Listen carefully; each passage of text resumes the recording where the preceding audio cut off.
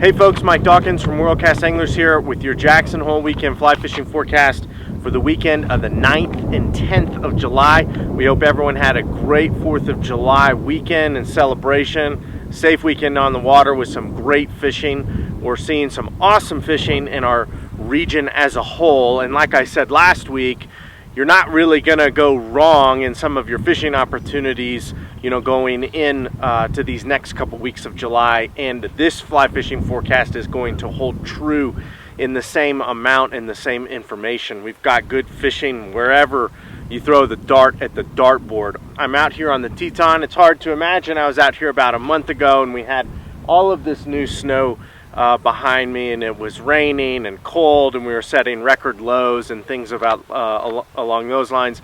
And now we've got days creeping up into the 90s, shorts and t-shirts and flip-flops, dry fly fishing, afternoon and evening floats after work and things like that. So summer is truly upon us. We've got our Fly Shop Friday happy hour going on. This Friday we've got dollar tall boys, we've got buy dozen, get a dozen free flies. We've got buy one, get one free fly boxes, and our sale rack is 60% off for our Fly Shop happy hour on Friday from 4 p.m. to 8 p.m. So please stop in, stock up for the weekend, get ready for your fishing adventures ahead. We're ready for you guys, and we look forward to seeing everybody. Looking into the weekend, Palisades Reservoir 75% of capacity. Jackson Lake is 48% of capacity. Jackson Lake's at a pretty darn good number considering the information that water managers were telling us earlier this spring and late winter, that they weren't thinking that that thing was going to get, you know, over 25 or 30%, and it's inching up until about half full. We're going to see our reservoirs start to draft now, and what that means is we're going to see our water managers downstream are going to start pulling water for irrigation and agricultural purposes. So the fill stage is over, and now we're going to start to see our reservoirs sort of drop incrementally over time until fall in the winter period. Saturday and Sunday, it's pretty traditional summer weather in Jackson Hole and Teton Valley. We've got 89 as a high and 55 as a low, and partly cloudy, and Sunday 83 and 50 with lots of sunshine. So enjoy the warm weather, ditch the waders at home, and do some wet wading out there on our creeks, streams, and rivers, and everything that we love about living here and fishing here in the greater Jackson Hole and Teton Valley area. South Fork of the Snake, we saw flows increase yesterday. They're right around 11,500 CFS being discharged from Palisades Dam, 11,800 CFS there on the lower river around Heise. We have salmon flies all over the South Fork. They're mainly concentrated right there in the middle points of the canyon. They're crawling all over. People are hitting them on the road driving to and from Idaho Falls. They're out and about. There is no secret that they're out and about either. So fish are getting after the salmon flies. We're seeing a lot of filled fish and a lot of fish eating the nymphs, and the dry fly fishing, you know, is slowly and incrementally gaining consistency as the river, you know, as the hatch starts creeping upwards, and we're seeing some better consistency in our water temperatures and our water flows, and increasing in our clarity. We also see a lot of yellow sallies. We're seeing some leftover drakes. There's a ton of PMDs out there and a bunch of caddis. The dry fly fishing has mostly been centralized on the lower half of the canyon, section 3 and section 4. I would forecast it to only gain consistency on the upper reaches when we get this hot, dry weather and our weather stays consistent.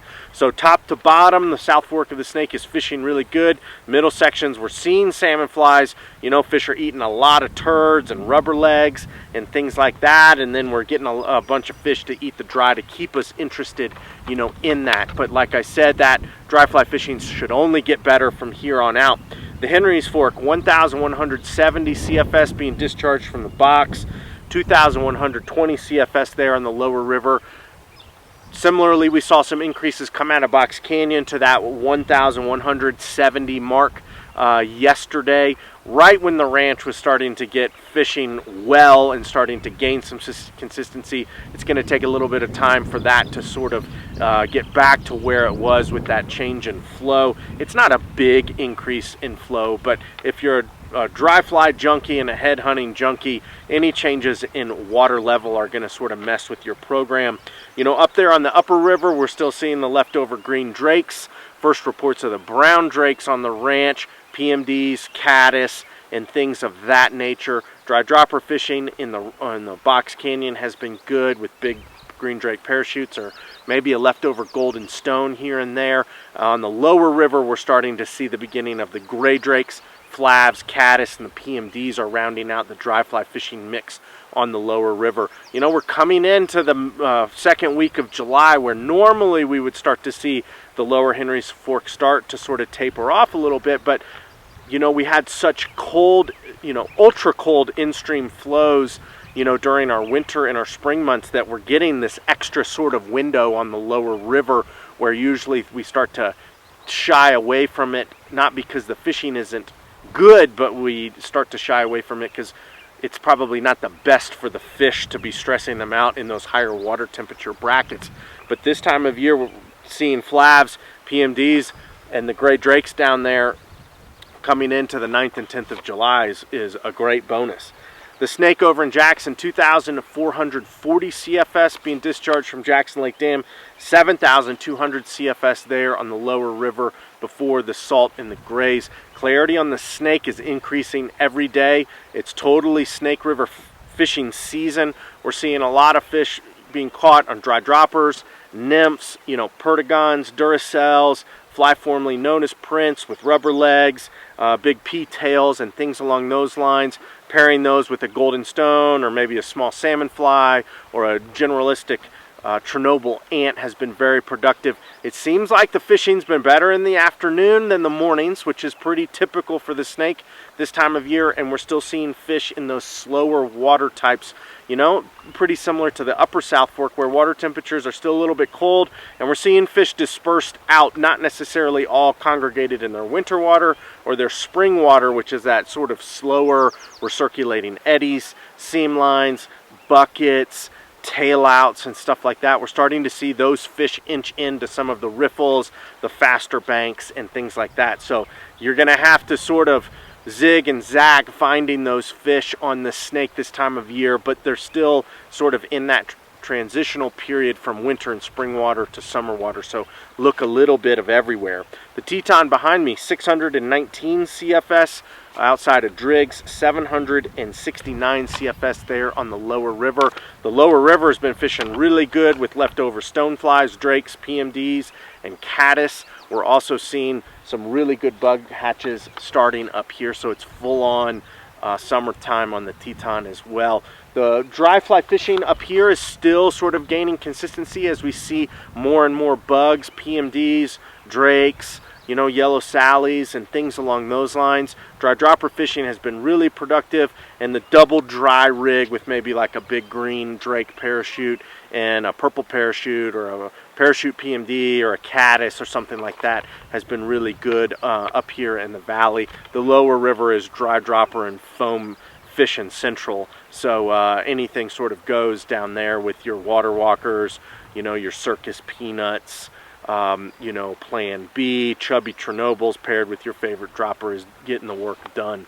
So basically, once again, you throw in some lakes and some reservoirs that are fishing very good with the beginning of Palisades and some of the flying ants and some of the drakes that we see on our local, you know, still waters, and then you throw in the beginning of our small creek fishing like Pine Creek and some of the South Fork tributaries and Teton River tributaries that opened on July 1st, and some of the tributaries in the Jackson area for the Snake River like the Hoback, the Grays, the Grovant, where they're dropping and clearing and dropping into shape.